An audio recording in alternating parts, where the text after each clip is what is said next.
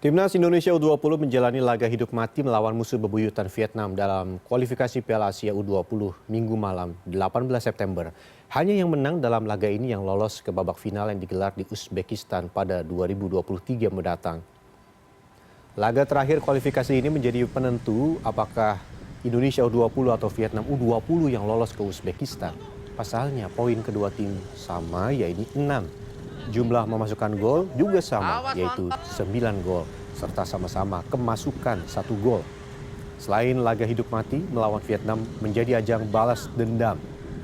Setelah pada babak penyisihan turnamen AFF U19, Vietnam diduga main mata dengan Thailand agar Indonesia gagal menembus semifinal. Jika laga berakhir imbang di waktu normal akan dilanjutkan dengan adu penalti.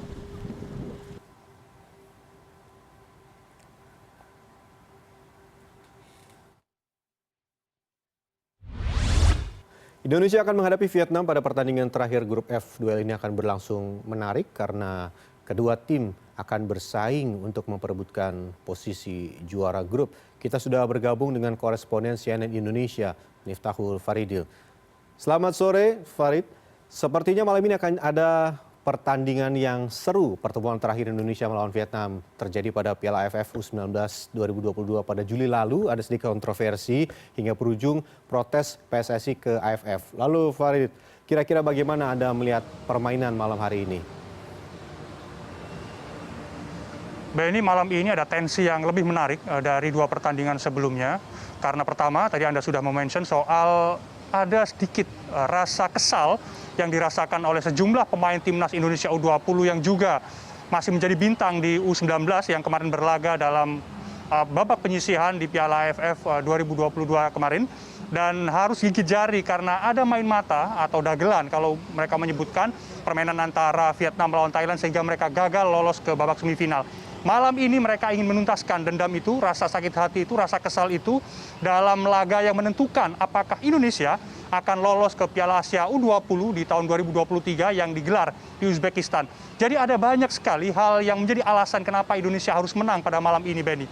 Yang pertama tadi soal balas dendam yang harus dituntaskan pada malam ini, dan yang kedua adalah tim yang menang saja yang bisa lolos, dan Indonesia targetnya adalah sapu bersih seluruh pertandingan dalam kualifikasi ini sehingga melawan Vietnam mereka wajib menang, apalagi poin mereka sama-sama mengantongi poin 6, sama-sama memasukkan 9 gol dan sama-sama kemasukan 1 gol, dan sama-sama juga kemasukan gol itu di laga melawan Hong Kong.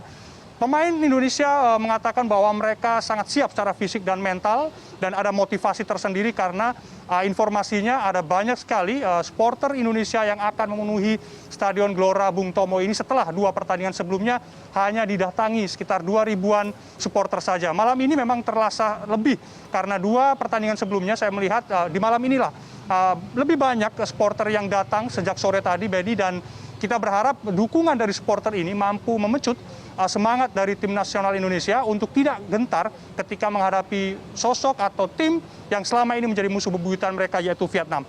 Nah, memang Indonesia mengalami beberapa, terutama untuk pemain, ada satu pemain, Benny, yang tidak bisa tampil, yaitu kiper Cahya Supriyadi yang akan digantikan oleh kiper yang kemarin sudah tampil baik ketika melawan Hong Kong, yaitu kiper pengganti Aditya Arya Nugraha yang merupakan bintang dari Persebaya Surabaya yang merupakan bermain di kandang ini, dan mereka Aditya sudah terbiasa bermain di Gelora Bung Tomo sehingga ketika bonek datang ke stadion ini, ketika pendukung Indonesia datang ke stadion ini akan memicu atau memecut semangat dia untuk bisa berlaga dengan baik seperti ketika dipercaya menjadi kiper pengganti ketika melawan Hong Kong yang lalu. Kita berharap pemain timnas Indonesia seperti yang Hoki Caraka yang mencetak sejumlah gol di dua laga terakhir, dan juga playmaker atau gelandang serang yang menjadi andalan yang juga bintang dari Persebaya Marcelino Ferdinand juga tampil. Begitu juga dengan back tengah yang menjadi andalan dari Sintayong, yaitu Roby Darwis,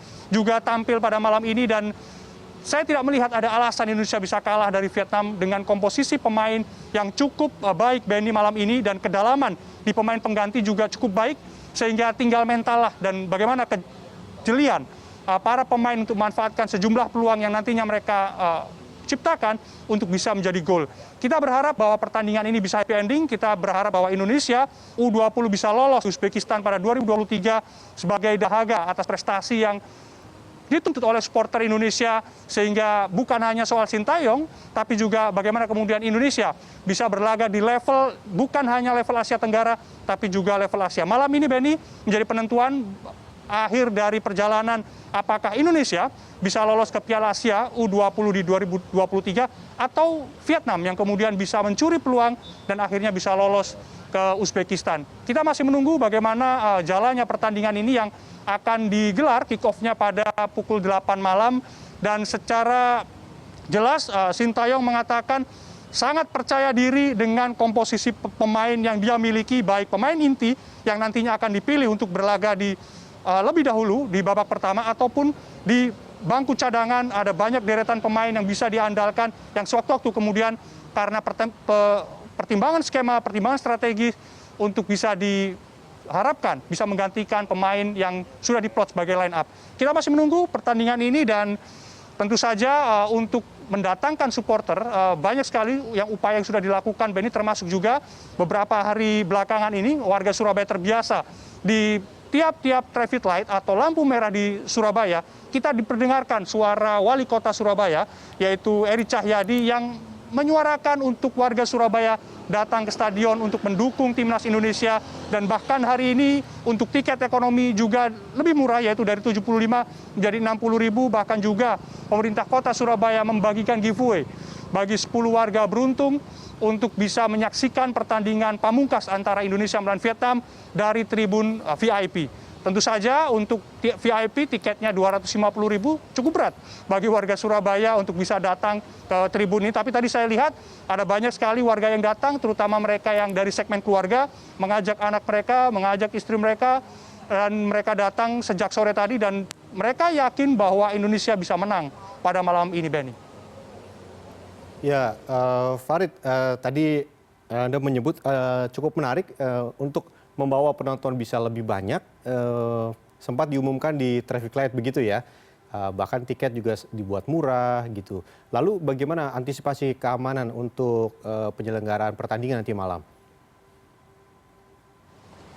Benny, tidak ada yang berubah, tidak ada yang berbeda dengan pengamanan dua pertandingan sebelumnya dengan malam ini. Polisi dari Polrestabes Surabaya dan juga Polda Jawa Timur dibantu dengan unsur TNI, bahkan ada Dishub, bahkan juga ada Satpol PP melakukan pengamanan di tiap-tiap ring yang sudah dibentuk oleh tim keamanan atau panpel yang ada di stadion ini. Ada 1, 2, 3 ring yang semua ring ini hanya bisa dilewati oleh mereka yang bertiket.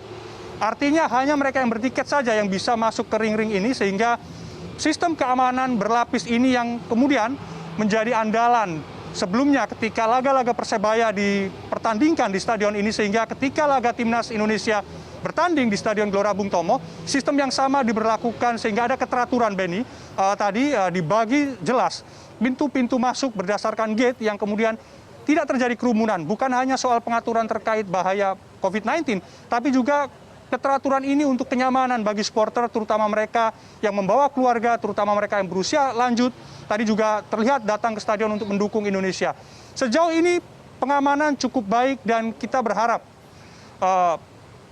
unsur keamanan ini atau unsur kenyamanan ini bisa menjadi nilai plus, Benny, karena ada perwakilan FIFA yang datang langsung selama gelaran kualifikasi ini untuk memantau apakah Stadion Gelora Bung Tomo dan Surabaya tentunya layak menjadi tuan rumah Piala Dunia U20 pada 2023 nanti, meskipun ada beberapa pekerjaan rumah tangga yang cukup berat, Benny, yaitu bagaimana kemudian Pemkot Surabaya bisa meminimalisir bau sampah yang sampai kemarin masih tercium bau, sehingga ada beberapa ofisial dari Vietnam dan juga Hong Kong dan juga kemudian Timor Leste mengeluhkan bau sampah tersebut ketika mereka latihan atau ketika mereka bertanding.